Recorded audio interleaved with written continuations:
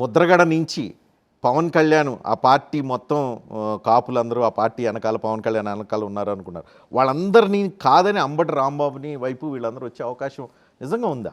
తప్పు జరిగినప్పుడు, అన్యాయం జరిగినప్పుడు మానవుడి స్వభావం ఏంటంటే ఖండిస్తాడు. అంబటి రాంబాబు జరిగినా, రజనీకాంత్కి జరిగినా తప్పు ఖండిస్తారు. ఒక కులపరం దాడిని మరో కులం కాసుకుంటుంది. ఇది యాక్షన్ అండ్ రియాక్షన్. వాళ్ళు తెలుగుదేశంలో ఉన్నారా, జనసేనలో ఉన్నారా, that is a different matter. అవన్నీ కూడా పోతాయి, పక్కకు పోతాయి. బొత్స సత్యనారాయణ కంటే పెద్ద కాప మీరు, కన్నబాబు కంటే పెద్ద కాప, తోట త్రిమూర్తుల కంటే పెద్ద కాప, ఇంకా చాలా మంది లిస్ట్ ఉన్నట్టు. వీళ్ళందరికంటే మీరు పెద్ద కాపు? వీళ్ళందరికన్నా నేను పెద్ద కాపును కానే కాదు.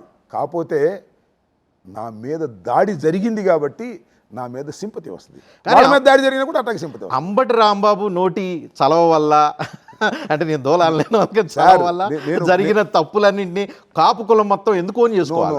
నో అంబటి రాంబాబుకు అసలు నోటి దోలే లేదు, గుర్తుపెట్టుకోండి. వాడిగలిగినటువంటి నోరుంది, వాడతాడు. దోలంటే ఏది పడితే అది మాట్లాడతాం. నేను ఇప్పుడు ఏది పడితే అది మాట్లాడలేదు, మీరు చూడండి. ఇప్పుడు మాట్లాడితే దాన్ని సమర్థించుకునే ప్రయత్నం చేస్తాను.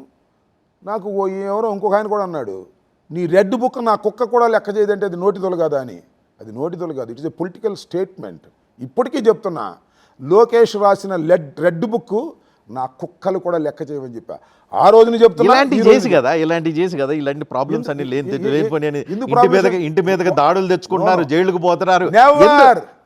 అసలు దాని గురించి జడిచే ప్రశ్న నేను ఒక మాట చెబుతాను సార్. నువ్వు రెడ్ బుక్ రాసి వాడిని లోపల పెడతానంటే నీ రెడ్ బుక్ నా కుక్క కూడా లెక్క చేయదంటే తప్ప? చెప్పండి, నాకు మీరు చెప్పండి. ఆ డైలాగ్కి ప్రతి డైలాగ్ చేయటం, పొలిటికల్ డైలాగ్ చేయటం, పౌరుషాన్ని చూపించడం తప్ప? పారిపోవాలా?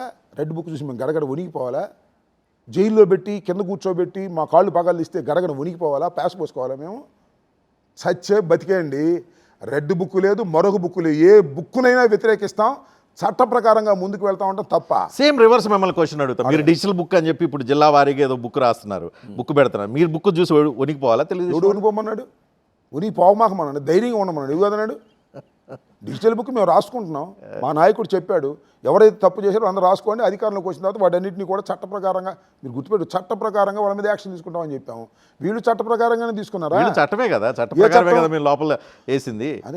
సెక్షన్ ప్రకారమే కదా లోపల 18 రోజుల పాటు మిమ్మల్ని ఉంచింది. రజనీకాంత్ గారు నాకు తెలియగలుగుతాను, 5 గంటలకు ప్రారంభమైనటువంటి దాడి 12-25 నిమిషాల వరకు కొనసాగితే ఏ పోలీస్ ఆఫీసరు ఫోన్ ఎత్తకపోవటం చట్టబద్ధమైన సమాజంలో ఉన్నామా, ఎక్కడైనా ఉన్నామా? నెంబర్ 1.